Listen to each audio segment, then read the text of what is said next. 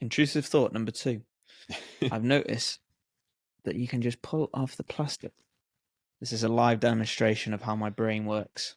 So if you're not watching us online, then jump over to YouTube right now because Tom is innovating.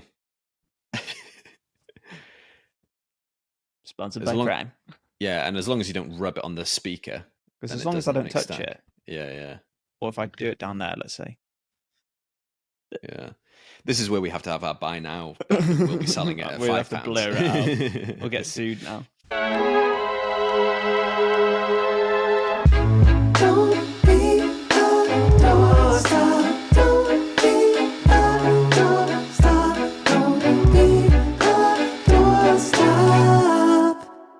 Welcome to Sofa Sounds. We're now on sofas, so yeah, we're going to give you the sound of us on sofas. That's our version of Sofa Sounds. Welcome again to another week. Tom and I were just saying, just before we started, every time we come and sit down, we have great conversations in the week. Be like, okay, that'll go on the pod, that'll go on the pod. As soon as the pod starts, it literally disappears out of my brain.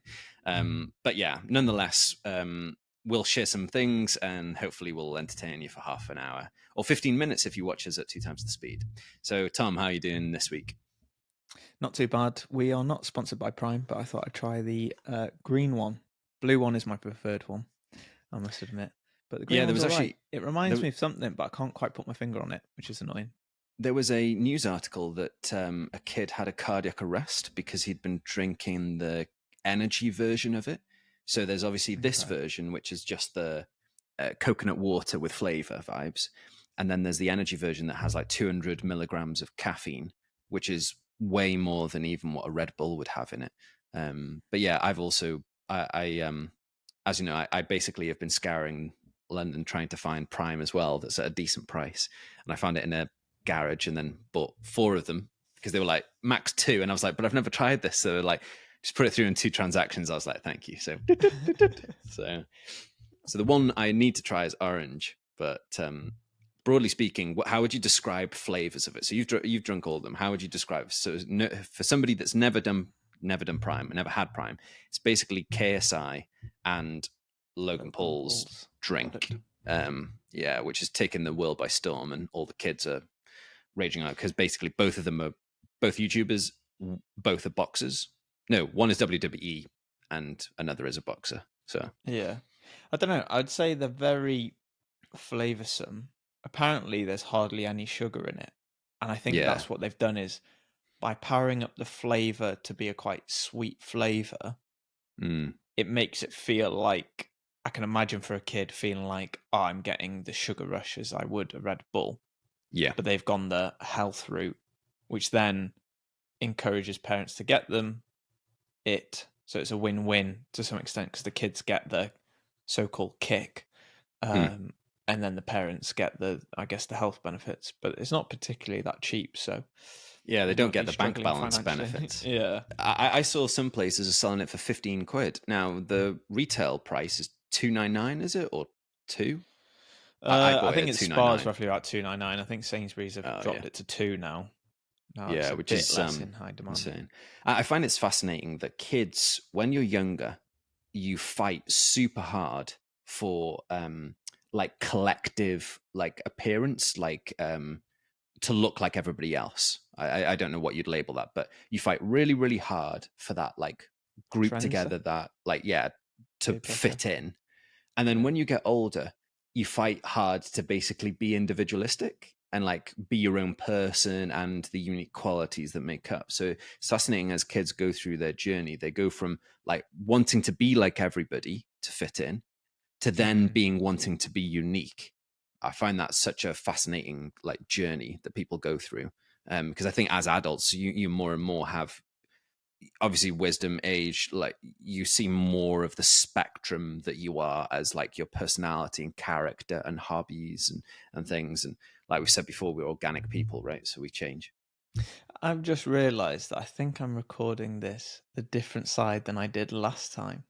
So even what you can do, screen, you'll have to like flip yourself. We're the same. To make us look like we're looking at each other on screen, it looks better. So I just need to make sure the layering is correct. Otherwise, it looks like we're back to back talking to the wall. Well, maybe that's kind of the way that we do podcasts, because sometimes not looking at anything allows you to daydream and go into that like upper atmosphere of mind kind of thing to be able to speak about stuff. So it's not too bad. But. Yeah. I guess the fun fact about last week's pod, for anyone that's interested in video editing, it is we did a trial with Premiere Pro, Yeah. and I think it was Pro Cut. So Pro Cut, I think that's what it's called. Pod Cut, I think it was called, something like that. And it's basically a AI powered plugin that you can actually have a month free, which is super useful because it basically you can say who is video 1, who is voice 1, who's video 2, who's voice 2, and then it will cut it and switch them. And apparently it can switch to a wide lens if you had another one, if we were actually in the same room. Yeah. So it does it within like a minute, roughly. A 30-minute long podcast, it will literally cut it all. I'm sure there's probably some weaknesses there because I didn't review the footage, but I think you did right at the end. But you said I did it. There was only glitch so. at the end. Yeah, one glitch at the end when it probably should have switched. Otherwise, you're just looking at someone sat still and just hearing somebody else's voice. But I think another thing with the kids stuff, I've been kind of keeping a little bit of an eye on the youth parliament stuff. So youth parliament is, I think they're 16-year-olds, or they might be younger, but they're kids from secondary school that have been brought in, and each of them, one person represents their like county, and they actually get to meet in the Senedd down in South Wales and represent different views. And typically the way they do it is they obviously have all these individuals. They then put together speeches, present speeches in the Senedd as the politicians now would. And then off the back of those speeches, they collectively choose a theme, like 3 themes that they want to focus on for the term that they do, which I think it's a year term. I can't quite remember. And one of those is mental health. Now, the last youth parliament that they had focused on it too. And the typical outworkings of this is they produce a report, and it's all from the youth perspective and young people perspective that they then advise government with, or they give that report to government to be like, hey, this is what we found, and they hope they make recommendations. Now, I read through the mental health stuff twice now, and it's fascinating that there's a growing need. So I think the last one was 2020. I think through COVID they had a dip. So there's similar recommendations in this report as there was in the first report, which is like there's this organization, this charitable organization that helps a lot of young people and children with mental health issues, and they provide counselors and stuff, but their processes are long. So you'll wait a long time or whatever to get to it. And what the report is saying is like, one, we need to help teachers be able to do some of this stuff, but we also recognize that they're stretched. So can we bring in more like counselors into school? And secondly, can we provide more like, before it gets incredibly bad, provide more preventative work by integrating mental health into the curriculum so you're more aware about it and it's basically not a stigma. Now, mental health, there's an aspect of mental health that's basically been around a little bit more than us introducing the language, which is bullying, right? The impact of bullying and what that has on individuals. And I think, again, we've not solved bullying. It's still happening. We have more labels to be able to articulate the type of bullying, but it doesn't feel like it's changing. So it's like, what preventative measures could you come up with in a digital platform to be able to serve more than there are people and counselors? What is that? What we're solving today? Yeah, I think so. Because have you seen Snapchat's AI friend? No. So in Snapchat, there's basically a conversation you can have with Snapchat's AI, and it can basically be your friend. Now, it's a little bit dodgy because people are like, hey, do you know my location? And it says, no, we don't. And then it's like, can you tell me where the nearest McDonald's is? And it'll tell you the nearest McDonald's based on your location. So people are like glitching it. And it is a little bit, it's very difficult to get an AI to have the right guardrails to protect the kids that are chatting to it, to not be suggesting bad stuff or whatever. But yeah, lots of kids are befriending this AI which I think is dangerous, but also I more so see the benefits. So I'm like, if the right guardrails are in, then the benefits are good. Mm, Because again, what do we want? We want to feel understood, right, and listened to. yeah. But I guess it's one of those things. I guess the main, or you'd like to think the main thing that humans can do over robots, I guess, is the intimacy and the connection, and not from a digital connection to the internet, but connecting like human to human. But I guess if we've always got what do you call them, like an intermediate person, a Hmm. medium person, or whatever, that's sort of speaking around you, you might always crave connection but never actually get it.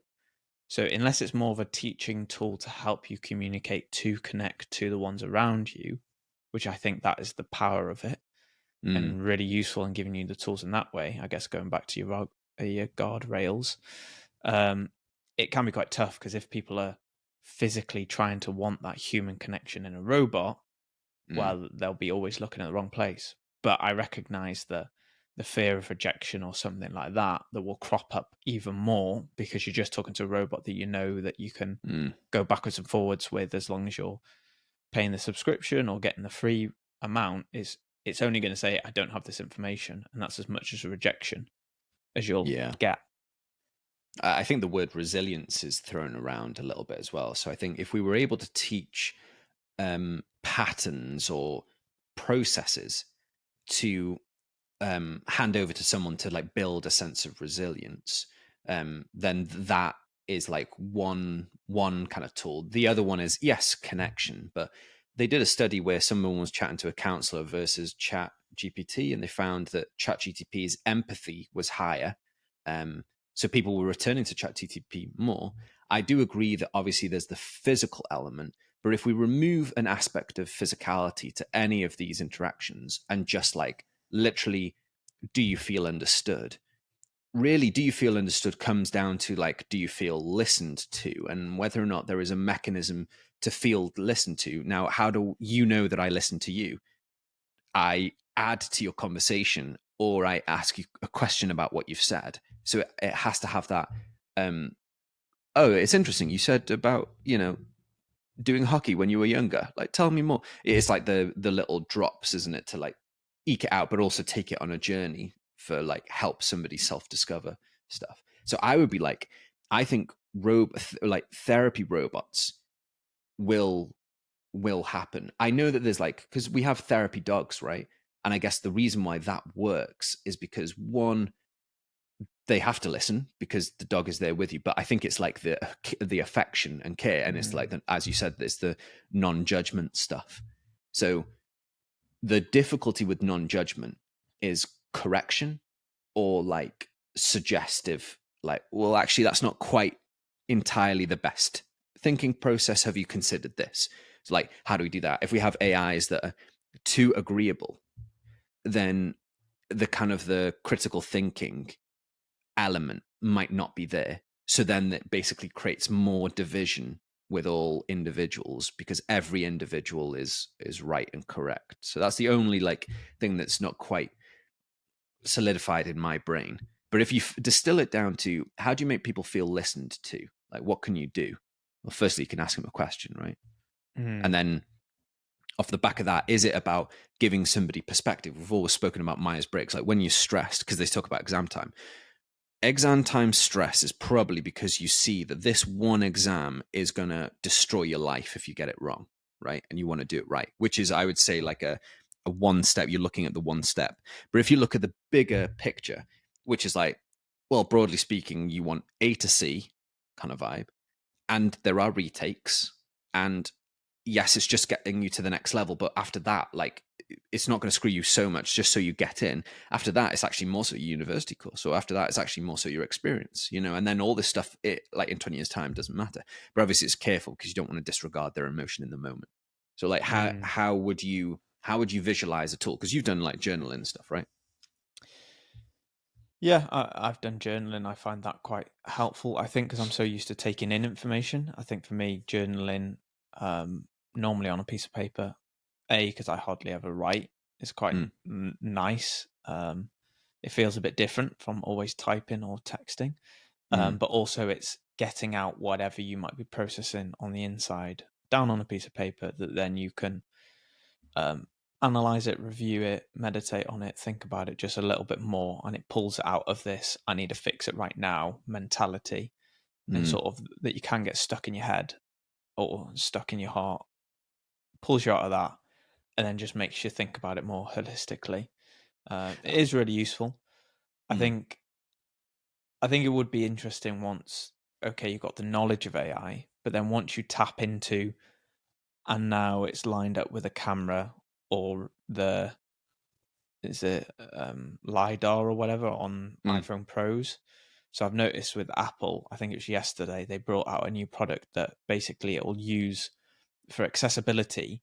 If you hover your finger over, let's say, a microwave, it'll tell you like that's number one, that's number two, that's number three, and it basically does a pre-scan with the lidar, Mm. scans it all to know what's there.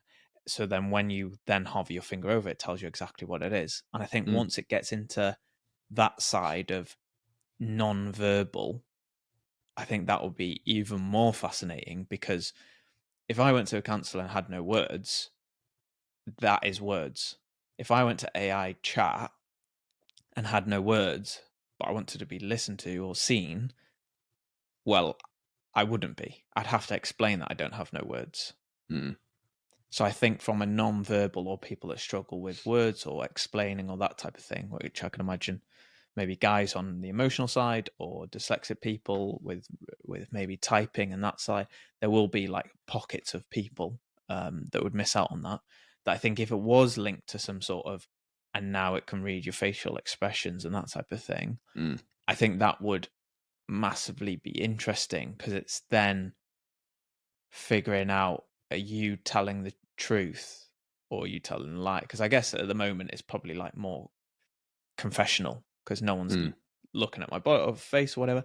I'll just ask it sort of anything. But to some extent, you might go, "Oh, I'm feeling depressed," but actually you're not depressed. But that's the only word that you could come up with. But actually, your body Mm. language is quite relaxed. So it might not necessarily always be correct in that regards, because they can't match what you look like and then your words and then match it Mm. together. Because if you're saying you're stressed all the time, but actually you look really happy and having a great time or whatever, I guess it could be more you're internalizing it, but technically you're communicating it. So you're not internalizing it. So surely it should be showing up, not just in your words to one robot. But I don't know, maybe that's enough to be seen and heard that you can regulate your emotions. And it would be interesting, because I think the government would want to tap into something that would just be a cost that is, cheaper to run probably for a lot of people. Yeah, I think the whole building a language, the language of emotions and the language of what you're feeling, and the language of like understanding yourself and stuff, it is in itself a bit of a work project. Something that came to mind when you were chatting is like, so two things. One, I was thinking, to remove this idea, are you happy or are you sad? Like those concepts might be like too hardcore, like as like clean cut, because emotions is like a range, right? And you might feel it different in 5 minutes versus 10 minutes. So like if you were a particular color, and by colors I mean like green is feeling like good, you know, amber is not so good in the middle, like you might even put blue in there to be like, well, I'm a bit numb or whatever, or I don't know, and then you put in red to be like, well, I'm feeling like angry or whatever. But you wouldn't label it. You just be like, what color are you feeling right now? Um, and then I was like, what happens if you had this group dynamic of like, the most important thing with my group therapy stuff that I've done in the past, I think one of the most significant insights is that you're not alone. That even though you feel like, oh, this is my problem, many people have similar problems and many people have problems anyway. So the whole "you are not alone" feels like an interesting concept to kind of visualize.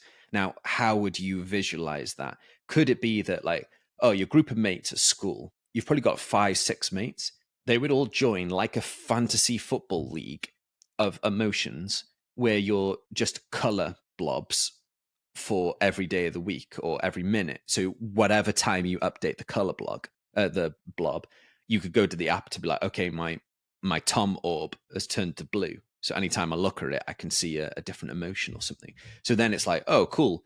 It's encouraging me. Then Tom is blue. Ask him how he's feeling. Do you know what I mean? Like maybe it's a case of we facilitate group therapy through an app where you can log emotions, and then the other person is prompted to ask Tom something, as well as Tom is asked, hey, you've signified that you're feeling angry. Like, have you tried right now going to play football? Or whatever the suggestion is. So maybe like something like that would work. Yeah. I think it would be a very interesting thing using apps. I've thought about it before from a family health perspective of people living in different locations. Because I think something like a family WhatsApp, you don't always want to mention every emotion that you're going through the day. It's normally a highlight reel of Instagram, YouTube, maybe big events of birthdays or weddings or whatever, and maybe an element of planning if you're all catching up together. But I guess unless there was a different WhatsApp group, it's sort of a, how would you make it normal that you would know that information with It'd be ease? cool it'd be cool if you had a service where you have this app where you're changing the color, right? So based on okay, like 5 minutes ago I changed to red, and then it updated all of my profile images across all of my social media with me, but with like a red circle around it. And then it would be like, if I changed it to green, it would update all my profile images with like green around it. And that would basically be updating my That'd be profile image. So then, regardless of the platform, you would have something. Because again, how do you understand somebody? Because it's a choice to put up a photo. It's a choice to be like putting up this highlight reel. How do you know what's really going on? Is there a way to do that thing? Because you're right. You don't really want somebody to come into the app again as such. You want it to be like so integrated into life that it kind of works. But yeah, I'm like, there's something here that's very interesting. Even with like, I know that kids don't necessarily want their parents to know what they're talking about with the counselor and all that stuff. But if you could have like a classroom where obviously kids would give permission, or the parents would give permission for the kids to be like, cool, we've got these color swabs, and basically you're swabbing what color you are, and then here's the board, and this is what the classroom currently looks like. We've got a group of people that are angry, got a group of people that think, so let's do something about it. I also think like numbers of intensity would be interesting to think. So yes, you are red, but are you a 1 out of 10 or a 10 out of 10? Because you might be angry, but you're not that angry. It's just like, oh, I feel angry, but it's a 1 out of 10. And I think that again gives the insight to somebody to be like, Tom's just signified that he's red 10. I'd be like, hey, what's up? Like, and text Tom, But I guess a lot of that would be very dependent of everyone buying into the ski. It's like, are you joining a team sport? Well, that'd be really useful. Or do you prefer individual sport because you maybe can't process helping others or whatever because you've got a certain goal that only you're going to? Yeah. I wonder whether or not you could have instant, like, let's say you had, cool, we have this color app. You do the color app, you update it, and then a text message comes to you because you just updated it to red, and the bot is like, hey, I just saw you check in an emotion, like what's triggering your anger, and then you reply to it, and then it just empathetically replies like, that must be super tough, like blah blah blah blah, like it sucks, like and then it just like ends the conversation there. So like you've been heard, you've been able to like out it like, oh, this really irritating thing happened because I had a nail in my tire or whatever, and it's like, oh, that really sucks, like I hope you're able to sort it out or something, and not be too solutions orientated, be more like from an understanding perspective. Because there definitely is a need. These kids are saying it because they've surveyed like 2,000 kids, right, or 3,000 kids.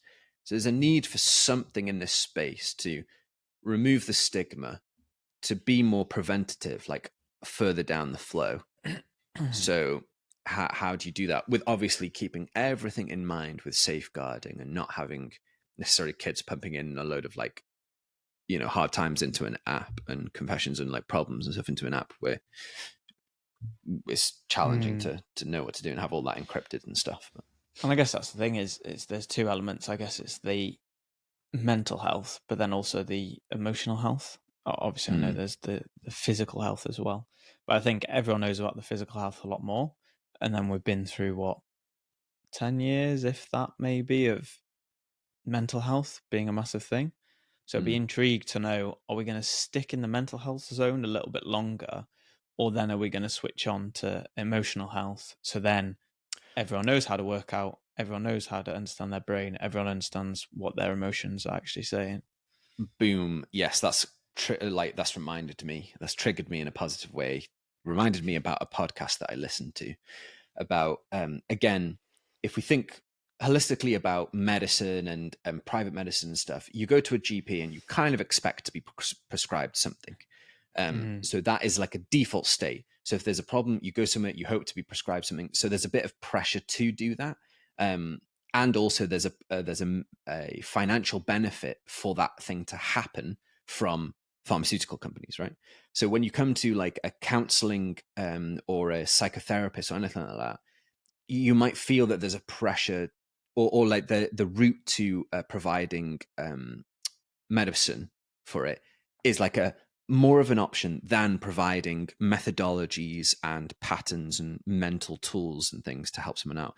Off the back of that, there was this doctor guy doing this podcast. I can't remember the name of the podcast, but he was saying that trauma actually significantly kind of like is correlated to physical illness and physical well-being.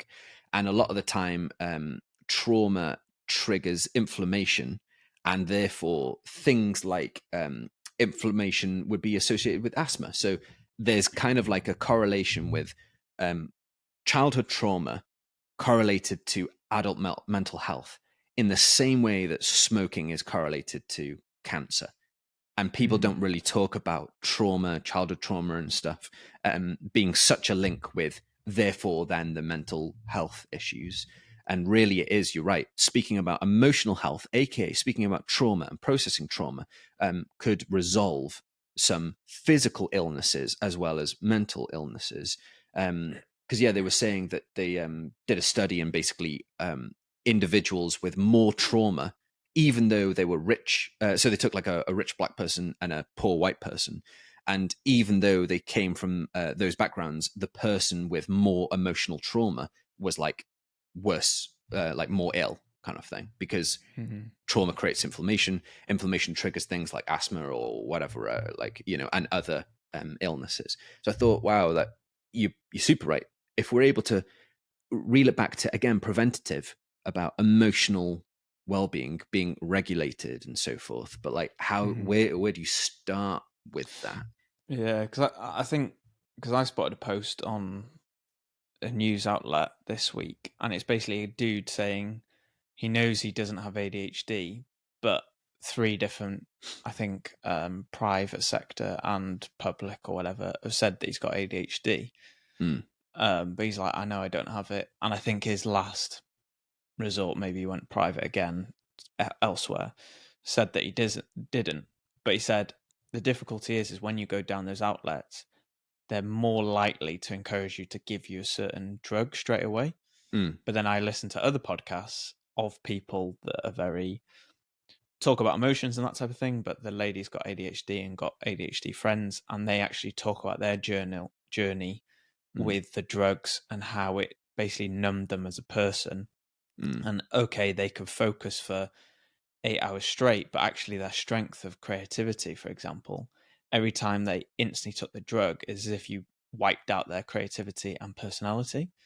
So it's fascinating how there's a hierarchy, probably which doesn't help from a school perspective, of by sitting down and not having a voice and being silent and being able to focus, that is greater than someone that's annoying the classroom because they get sent out. But actually, that person that's super creative that maybe can't focus could be an amazing business owner or sole trader or whatever, creating a product that works for a certain amount of people. Yeah. But again, there's this craving of, I'm going against the grain, I'm different, so let me take the drugs and I'll be like everyone else. But it's fascinating because then when you are like that other person, you're then basically being a watered down, worse version of that other person, because it's removing the things that make you be you, which is such a fascinating. It's probably dilemma all. that I guess everyone's in, of trying to find their niche in a hobby or a job or a Mm, relationship. And it is that, do you water down yourself, or do you carry on with who you are, and or maybe over emphasize yourself? I think it's tied into measuring impact.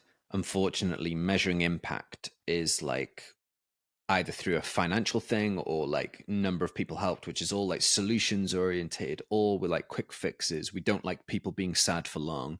We want to move people on. If we talk about the big pharma of like shareholders, so they want, like, they're geared up to sell stuff, right? So you want to be selling things, you want to be selling medicines and drugs and so forth. So their metric is number of sales. And then the Hmm. doctor is like number of patients treated. So they're like, well, what's the quickest way to get this patient to be like better? So they might feel pressure to get more people treated, because again, we're talking about waiting lists, and we're talking about, there's a load of people here to be served. And therefore there's a pressure to push people through systems quicker.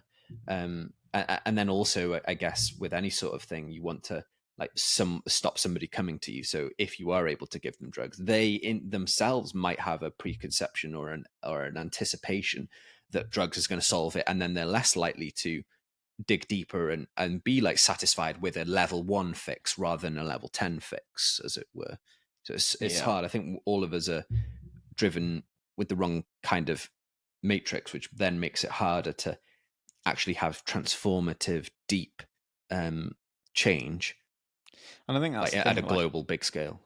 if you're going through school or whatever, you have, or similar to like if you're first born, you're going through the journey with those doctors and nurses and Mm, program of the local um, hospital, midwife or whatever, that mm, can track your journey. Similar to school to some degree, because if you're in primary school or secondary school, or if it's merged, there can be a track record. But I think once you're past university, unless you stick at one job or have one relationship or whatever, actually you're constantly pressing reset, when mm, actually you need just someone there constantly, because then you can tell if you're up or down, mm. and sort of, I guess, monitor that either through a relationship or maybe from a workplace, if your mates, work colleagues notice that you're down all the time, or whatever.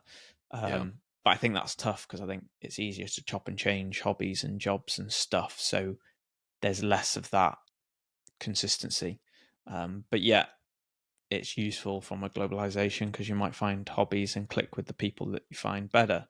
But then Mm, there's this constant look for more things or different people or better streams or better entertainment, because you're not locked down to, well, we don't own a car and I live in a village and I can't walk far, so I have to get to know these people and mm. learn about them and work around it. I think it is really interesting. But yeah, my random intrusive thought whilst you were talking is, imagine cutting out this prime bottle and having it as like a speaker. That's what probably KSI Modify should it. do. Yeah. There are those like big boxes. I've seen a podcast with like a big box, a phone box that you put on the bottom. I've You'd thought of probably be able to even do the plastic, right? exactly. Intrusive thought number two. I've noticed that you can just pull off the plastic. This is a live demonstration of how my brain works. So if you're not watching us online, then jump over to YouTube right now, because Tom is innovating. Sponsored As by long Prime. Yeah, and as long as you don't rub it on the speaker, Because then as it long as I doesn't don't like touch stand. it, Yeah, yeah, or if I do it down there, let's say. yeah. This is where we have to have our buy now button, and we'll be selling it at We'll have five to pounds. blur it out. We'll get sued now. Yeah, promotion. So I said that my battery was going to let survive because it was on 38%. It's now come up with red battery, so maybe this is a good time to end. But just a final thought. I'll do a final thought, and then you do a final thought. One is the importance of dealing with trauma now, because childhood trauma, whatever type of trauma that is, because if you become a parent, typically what happens is a parent will pass their trauma down to their child, unknowingly so, not intentional at all. But it's important as an individual to deal with trauma and kind of um, work it out, so then you don't pass it on to kids if you were going to have kids? Final thought. That's a good thought. I will just add an analogy. It is like having a rugby ball, passing it on to someone else. But sometimes by passing it a quick ball, they might get hit. So if they're picking up all your trauma and they have their own trauma, then they might be the ones that get the hard hit of the next player that then goes into depression or something like that, rather than you take ownership, deal with your stuff. Obviously, as a parent, try and help your kid the best you can, but don't offload it in an unhealthy way. Great shout. And on that note, keep on hammering those nails and self-reflecting and working on that trauma. Bye for now.